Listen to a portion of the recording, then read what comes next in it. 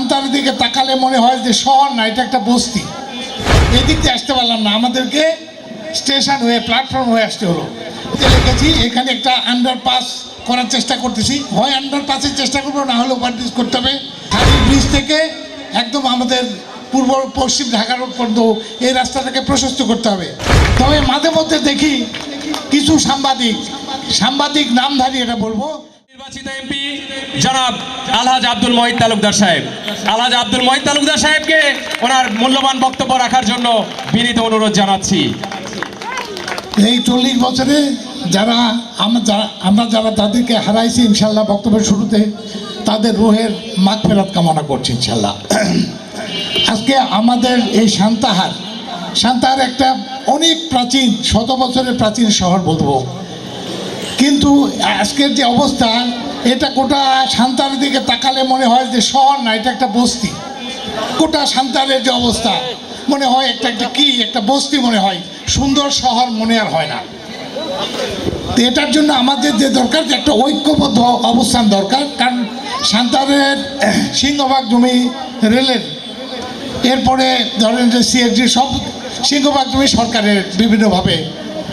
তো এই জায়গাগুলো পরিত্যক্ত থাকার কারণে বিভিন্ন জেলা লোক এসে বসে এই জায়গাগুলোকে দখল করে বিভিন্নভাবে আসে। যাই হোক, কিন্তু রাস্তাঘাটের যে অবস্থা, আসার সময় আমরা শেষ পর্যন্ত এই কোনো রকমে কী বলে আমাদের পার হয়ে রেলগেট পার হয়ে আর এদিক দিয়ে আসতে পারলাম না, আমাদেরকে স্টেশন হয়ে প্ল্যাটফর্ম হয়ে আসতে হলো, মানে হেঁটেও আসা যাচ্ছে না, এরকম একটা অবস্থা।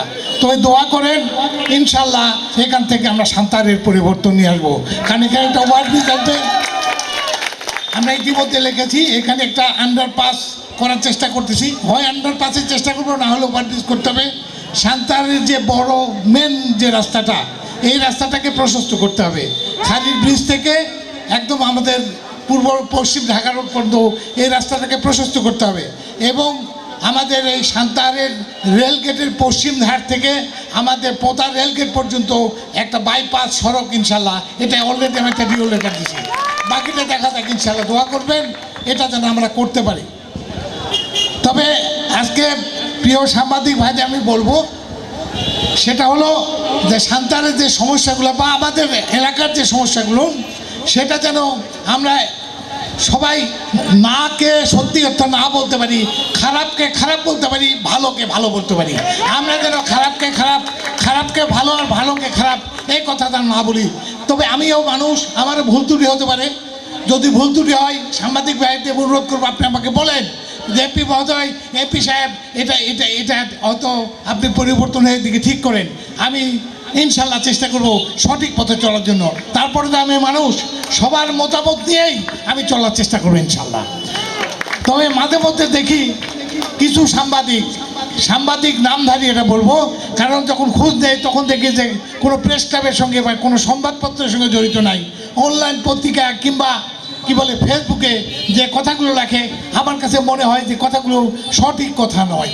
কখনো পুলিশের বিরুদ্ধে লেখে, এটাকে অন্যায়ভাবে আমি দেখেছি, কখনো বা কোনো মানুষের বিরুদ্ধে দেখে সঠিক তথ্য আসে না। আমি অনুরোধ করব, কারণ সাংবাদিকে প্রত্যেকটা মানুষের রাজনৈতিক অধিকার আছে, সাংবাদিক ভাইদের এই অধিকার থেকে কেউ বঞ্চিত করবো না।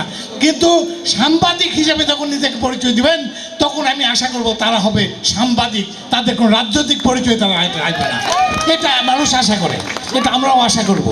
এই হলো বক্তব্য। আসেন আমরা সবাই মিলে সান্তাহারটাকে সুন্দরভাবে করে তুলি। এটা তো গেল রাস্তাঘাটে কথা, আমাদের শুধু চিকিৎসার ব্যবস্থা আমরা সান্তাহারে দেখি কি একটা অবস্থা বলেন।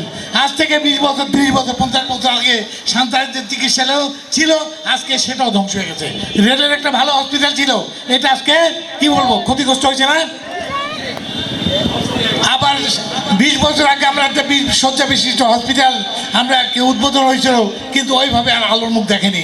আমরা আশা করতেছি অল্প দিনের মধ্যে চিকিৎসা ব্যবস্থাটাকে আমাকে উন্নত করতেই হবে, কোনো বিকল্প নাই। এরপরে আমাদের শিক্ষা ব্যবস্থাটাকে আমরা উন্নত করব। এখানে অনেকগুলো স্কুল কলেজ আছে, আমরা চাইবো যে আমাদের স্কুলের শিক্ষা ব্যবস্থাটাকে আমরা কোনোভাবে যেন ক্ষতিগ্রস্ত না হয়, আমাদের ছেলেমেয়েরা যেন প্রকৃত শিক্ষায় শিক্ষিত হতে পারে, এদিকে আমরা চেষ্টা করব। তো এগুলো সব একটা দিক। আর একটা দিক হচ্ছে আমাদের যেটা ক্ষতি হয়ে গেছে বা খুব বেশি ক্ষতিগ্রস্ত হচ্ছি, যেটা অনেকেই বলছে সেটা হচ্ছে মাদকের বিস্তার ঘটেছে। আমাদের এলাকার কোনো কোনো ওয়ার্ডে মাদকের বিস্তার অনেক বেশি হয়েছে, কোনো কোনোটা হয়তো একটু কম। তো কয়েকদিনের অভিযানে অনেকে বলতেছে একটু বোধ হয়, তো এটা বলার মতো এখনও আশাপ্রদ কিছু হয়নি। তবে আমি আপনাদেরকে এই যে প্রেস ক্লাব আজকে আমি কথা দিতে চাই, মাদকের সঙ্গে যারা জড়িত, যারা মাদক বিক্রেতা, তারা কোন দলে এটা দেখার দরকার নেই, তারা হচ্ছে মাদক বিক্রেতা, আর কোনো দিক দেখে না। যারা মাদক সেবন করে তারা হলো মাদক সেবনকারী, কোন দল করে কি করে এটা আমরা ইনশাল্লাহ দেখতে পারবো না। এ ব্যাপারে সামান্যতম কোনোভাবে আমি ছাড় দিতে রাজি না। এখানে পুলিশ বিভাগের সম্মানিত অফিসাররা আছেন, আমরা আপনাদেরকে অল্প দিনের মধ্যে ইতিমধ্যে আমাদের পুলিশিং কমিটি গঠিত হয়েছে। আমরা এটাকে খুব অল্প সময়ের মধ্যে নিরপেক্ষভাবে একটা অনেক বড় গ্রুপ, অনেক বড় কমিটি করে দেব, যে কমিটির মাধ্যমে আমরা ইনশাল্লাহ মাদক নিয়ন্ত্রণ করতে হবে।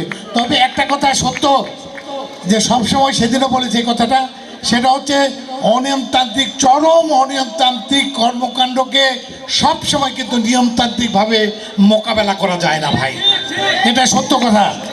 আগেও আমরা দেখেছি, সেটা হলো আগে যেটা ছিল সেটা হলো পুলিশকে একটা লোক ধরলে তাকে কিন্তু ওই থানায় নিয়ে যা দামায় আদরে রাখতো না।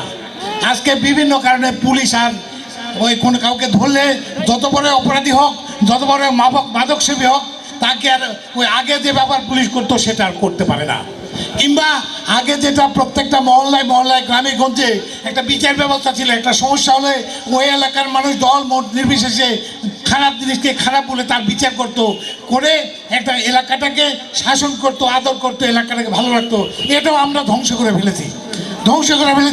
এখন আমরা যারা রাজনীতি করি, আমরা এই মাইকে সুন্দর সুন্দর কথা বলি, কিন্তু আমরা কাজ করি না ইনশাল্লাহ।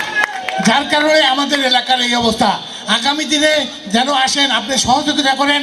আমরা কর্মের মাধ্যমে প্রমাণ করতে চাই যেটা আমরা রাজনীতিটা শুধু কথা বলেই শেষ করতে চাই না, কাজের মাধ্যমে এলাকার এই মানুষের সন্তুষ্ট অর্জন করতে চাই, এলাকার মানুষকে সুখী করতে চাই। এটাই হলো বক্তব্য। আজকে এই প্রোগ্রাম করার জন্য আমরা প্রেস ক্লাবকে আমি ধন্যবাদ, কৃতজ্ঞতা জানাই। ইতিমধ্যে আমাদের খায়রুল সাহেব যেটা বললেন, আমি 1 লক্ষ টাকা ইতিমধ্যে টিআর থেকে দিয়েছি। এটা আপনারা ভালো কাজ করেন, অর্থ বড় ব্যাপার না। অর্থ আপনার প্রয়োজন হলে অর্থ আমরা যেভাবে পারি আমরা দিব, কিন্তু আপনাদেরকে আমি শুধু অনুরোধ করব, প্রত্যেকটা ভালো কাজের পিছনে আমি বলি যে অনেক এখানে দল থাকতে পারে, অনেক সাংবাদিক, এই ভয় করে লাভ নাই। আপনারা ভালো কাজের জন্য আপনাদের কলম শক্তিশালী হবে, অন্যায়ের বিরুদ্ধে কলম শক্তিশালী হবে, আমার প্রকৃত সাপোর্ট আপনাদের সঙ্গে থাকবে ইনশাল্লাহ। এই বলে আমি আজকে সবাইকে ধন্যবাদ জানিয়ে আমি শেষ করতে চাই। খোদা হাফেজ, বাংলাদেশ জিন্দাবাদ, আসসালামু আলাইকুম।